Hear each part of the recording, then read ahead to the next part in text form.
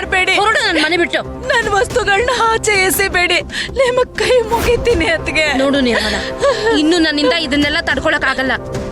ನಮ್ ರಾಮ್ಜಿ ಇದಾರಲ್ಲ, ಅವರೇ ಬಂದು ನನ್ನ ಹತ್ರ ಹೇಳಿದ್ದಾರೆ, ನೋಡ ಮನೀಷಾ, ನನ್ ಮಾತ್ ಕೇಳು, ಇನ್ನ ನಿರ್ಮಲಾನ ಜಾಸ್ತಿ ದಿನ ಇಟ್ಕೋಬೇಡ ಅಂತ. ಈಗ ನಾನಂತೂ ಅವ್ರ ಮಾತನ್ನ ಕೇಳಲೇಬೇಕಲ್ಲ. ಹಾ, ಹೊರಡು ಹೊರಡು ಈಗ ನನ್ ಮನೆಯಿಂದ ಹೊರಡು. ಈಗಲೇ ನಾಟಕ ಆಡ್ಬೇಡ, ಹೋಗ್ತಾ ಇರ ಇಲ್ಲಿಂದ. ಮಾಡಬೇಡಿ ಅತ್ಗೆ, ನನ್ ಮನೆಯಿಂದ ಆಚೆ ಹಾಕ್ಬೇಡಿ. ನನ್ ಮುಂದೆ ಈ ತರ ನಾಟಕ ಆಡ್ಬೇಡ ನೀನು. ಅಯ್ಯೋ ಸಾಕು ನಿಲ್ಸ್ತೀಯ ನಿಶಾ, ಸಾಕು ನಿಲ್ಸು. ಇದೇನ್ ಮಾಡ್ತಿದ್ಯಾ? ಅವಳು ನನ್ ಜೊತೆ ಹುಟ್ಟವಳು, ಒಡ ಹುಟ್ಟವಳು. ಸ್ವಲ್ಪ ಅರ್ಥ ಮಾಡ್ಕೋ ಅವಳ ಪರಿಸ್ಥಿತಿ ನೋಡು. ನೋಡಿ, ನಿಮ್ಮ ತಂಗಿ ಅಂತಾನೆ ಇಷ್ಟು ದಿನ ಇದೇ ಮನೆಯಲ್ಲೇ ಇರ್ತಾ ಇದ್ಲು. ಇನ್ಮೇಲೆ ಇರಕ್ಕಾಗಲ್ಲ. ಅದಕ್ಕೆ ನೀವು ಬಾಯಿ ಮುಚ್ಕೊಂಡು ಹೋಗ್ ಒಂದ್ ಮೂಲೆಯಲ್ಲಿ ಅಂತ ಕೂತ್ಕೊಳ್ಳಿ. ಅತ್ಗೆ, ಇನ್ನು ಪೂಜಾನೂ ಬಂದಿಲ್ಲ. ಸ್ವಲ್ಪ ಸ್ವಲ್ಪ ದಯೆ ತೋರಿಸಿ ನನ್ ಮೇಲೆ. ಇಲ್ಲಿ ಕೊಡು ರಾಣಿ.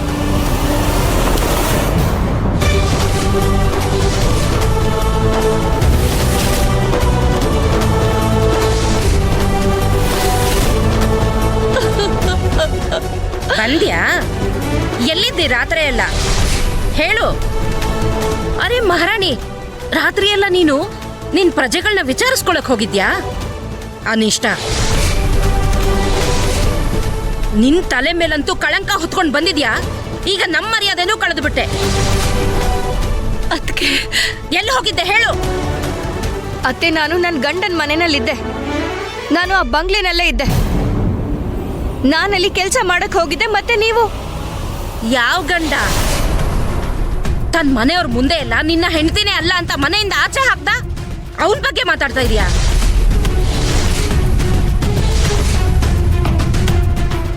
ನೋಡು ಪೂಜಾ, ನಿನ್ ಗಂಡನ ಹೆಸರು ಹೇಳ್ಕೊಂಡು ನನ್ ಕಣ್ಣಲ್ಲಿ ಮಣ್ಣೆರ್ಚಕ್ ನೋಡ್ಬೇಡ. ನನ್ ಮನೆಯಲ್ಲಿ ಇನ್ನೂ ಮದುವೆ ಆಗ್ಬೇಕಾಗಿರೋ ಬೆಳೆದ ಹುಡುಗಿ ಇದ್ದಾಳೆ. ನೀನಂತೂ ಹೆಸರು ಕೆಡಿಸ್ಕೊಂಡ್ ಕೂತಿದ್ಯಾ, ಅವಳಿಗೂ ಹಾಳು ಮಾಡ್ತೀಯಾ? ನೀವಿಬ್ರು ಅಮ್ಮ ಮಗಳು ನಿಮ್ ಸಾಮಾನೆಲ್ಲ ಎತ್ಕೊಂಡು ನಡೀತಾ ಇರಿ ಇಲ್ಲಿಂದ. ನೀನಂತೂ ಬರೀ ಮಾತು ಚೆನ್ನಾಗ್ ಆಡ್ತೀಯ. ಒಂದ್ ತಿಂಗಳಲ್ಲಿ ಹೀಗ್ ಮಾಡ್ತೀನಿ, ಒಂದ್ ತಿಂಗಳಲ್ಲಿ ಹಾಗ್ ಮಾಡ್ತೀನಿ ಅಂತ. ಮಾಡಿದ ಕೆಲ್ಸ ನೋಡು, ನಾಚಿಕೆ ಗೆಟ್ಟೋ ಲಕ್ಷಣ ಹೊತ್ಕೊಂಡು ನಿಂತಿದ್ದಾಳೆ. ರಾತ್ರಿ ಎಲ್ಲ ಅಲಿತಾ ಇದ್ಲೋ ಗೊತ್ತಿಲ್ಲ, ಈಗ ಬೆಳಗಾಗೆ ಬಂದಿದ್ದಾಳೆ ನನ್ ಮನೆಯಲ್ಲಿ ಬಿಟ್ಟು ಊಟ ಮಾಡಕ್ಕೆ. ನಿನಗಂತೂ ಮಾನ ಮರ್ಯಾದೆ ಉಳಿಸ್ಬೇಕು ಅನ್ನೋದು ಇದೆಯೋ ಇಲ್ವೋ, ಆದ್ರೆ ನನಗೆ ಈ ರಾಮ್ಜಿ ಅವ್ರ ಮಗಳಿಗೆ ನನ್ನ ಮರ್ಯಾದೆ ನಾವು ಹಳ್ಳಿಯವ್ರ ಮುಂದೆ ಎಲ್ಲ ಉಳಿಸ್ಕೋಬೇಕು ಅಂತ ಆಸೆ ಇದೆ. ಅದಕ್ಕೆ ಇಲ್ಲಿಂದ ಹೊರಡಿ. ಅಯ್ಯೋ ನಿಶಾ, ತಲೆ ಕೆಟ್ಟಿರೋ ತರ ಆಡ್ಬೇಡ. ಜಾಸ್ತಿ ಮಾತಾಡ್ತಿದ್ಯಾ ನೀನು. ಯಾಕೆ ಇಷ್ಟೊಂದು ದೊಡ್ಡದ್ ಮಾಡ್ತಾ ಇದೀಯಾ?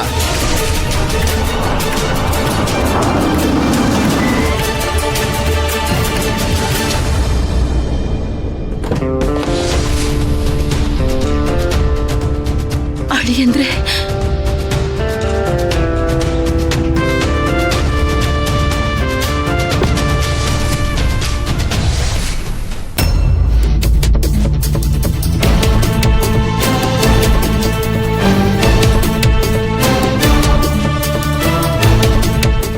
ಏನ್ ನಡೀತಾ ಇದೆ ಇಲ್ಲಿ? ಲಗೇಜ್ ಎಲ್ಲ ಯಾಕೆ ಹೀಗೆ ಬಿದ್ದಿದೆ? ಅಳಿ ಅಂದ್ರೆ ಅದೇ ಆಗ್ತಿರೋದು. ನಿಮ್ಮನೇನಲ್ಲಿ ನೀವೇನ್ ಮಾಡಿದ್ರು ಅದೇ. ವ್ಯತ್ಯಾಸ ಇಷ್ಟೇ, ನೀವು ಮಗಳೊಬ್ಳನ್ನೇ ಕಳಿಸಿದ್ರಿ, ಮತ್ತೆ ನಾನು ಅಮ್ಮ ಮಗಳು ಇಬ್ರು ಮನೆಯಿಂದ ಆಚೆ ಹಾಕ್ತಾ ಇದ್ದೀನಿ.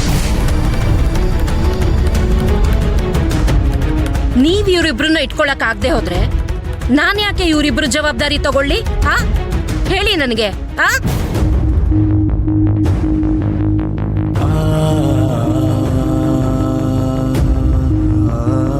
ಪೂಜಾ ರಾತ್ರಿ ನಮ್ಮನೆಗೆ ಬಂದಿದ್ಲು. ಇಡೀ ರಾತ್ರಿ ನಮಗೋಸ್ಕರ ಕೆಲಸ ಮಾಡಿದಾಳೆ. ನಾನು ಇವಳನ್ನ ಕರ್ಕೊಂಡು ಹೋಗಕ್ಕೆ ಬಂದಿದ್ದೀನಿ. ಅವಳು ಮಾಡಿರೋ ಕೆಲಸಕ್ಕೆ ನಾನೀಗ 1 ಲಕ್ಷದ ಚೆಕ್ ಕೊಡ್ತಾ ಇದ್ದೀನಿ.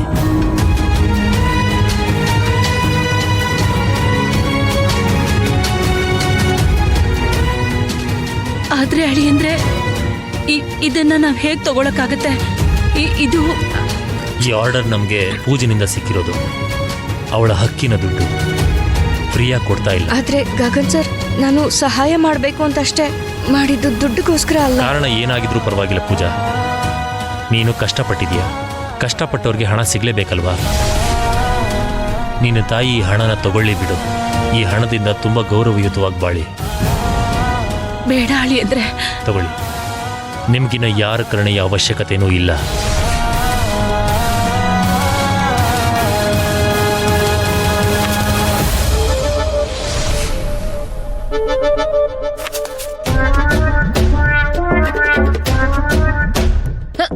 ಸರಿಯಾಗಿ ಹೇಳ್ತಾ ಇದ್ದೀರಲ್ಲ ಅಳಿ ಅಂದ್ರೆ ನೀವು ಕಷ್ಟಪಟ್ಟು ಕೆಲಸ ಮಾಡಿರೋದು ದುಡ್ಡು ಬೇಡ ಅನ್ಬಾರ್ದಲ್ಲ.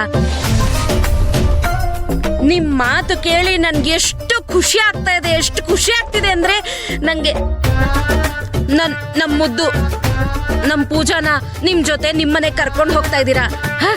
ನಾನಂತೂ ಆ ದೇವ್ರ ಹತ್ರ ತುಂಬಾ ಯಾವಾಗ್ಲೂ ಬೇಡ್ಕೋತಾನೆ ಇರ್ತೀನಿ, ಆ ದೇವ್ರು ನಿಮ್ಮಿಬ್ರು ಜೋಡಿನ ಹೀಗೆ ಚೆನ್ನಾಗಿಟ್ಟಿರ್ಲಿ ಅಂತ. ನಮ್ ಖುಷಿ ಅಂದ್ರೆ ನಮ್ ಮುದ್ದು ನನ್ ಪೂಜಾನ ನಿಮ್ ಜೊತೆ ಕರ್ಕೊಂಡು ಹೋಗಿ. ನಿರ್ಮಲಾ, ನೀ ಇಲ್ಲೇನ್ ಮಾಡ್ತಾ ಇದ್ದೀರಾ? ಅಲ್ಲಿ ನೋಡಿ ಎಷ್ಟು ಬಿಸಿಲಿದೆ, ಎಷ್ಟು ಶೆಕೆ ಆಗ್ತಾ ಇದೆ, ನಿಮ್ಮ ಆರೋಗ್ಯ ಕೆಟ್ಟ ಹೋಗುತ್ತೆ.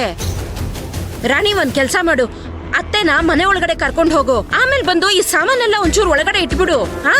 ಅಷ್ಟ್ರಲ್ಲಿ ನಾನು ದೇವ್ರ ಹತ್ರ ಈ ಚೆಕ್ಕನ್ನ ತಗೊಂಡು ಹೋಗಿ ಅವ್ರ ಪಾದದ ಮೇಲೆ ಇಟ್ಟಿರ್ತೀನಿ. ಸಾಕು ನಿಲ್ಸು ನಿಶಾ, ಸಾಕು ನಿಲ್ಸು. ಈ ಚೆಕ್ನ ಹಗುರವಾಗಿ ತಗೋಬೇಡ. ಇದು ನಮ್ಮನೆ ಲಕ್ಷ್ಮಿ ಸಂಪಾದಿಸಿರೋದು. ಬೆಂಕಿ ಉಂಡೆಗಳನ್ನ ಉಗುಳೋ ಅಂತ ನಿನ್ನ ಕಣ್ಗಳಿಂದ ಈ ಚೆಕ್ನ ಸುಟ್ಟಾಕ್ಬೇಡ. ಈಗ ನಿಮ್ಮ ಹತ್ರ ಮಾತಾಡಕ್ ನನಗೂ ಏನ್ ಇಷ್ಟ ಇಲ್ಲ. ಜಯ ಶ್ರೀರಾಮ್. ದುರಾಸೆ ತುಂಬಿರೋ ಹಿಂಸೆ.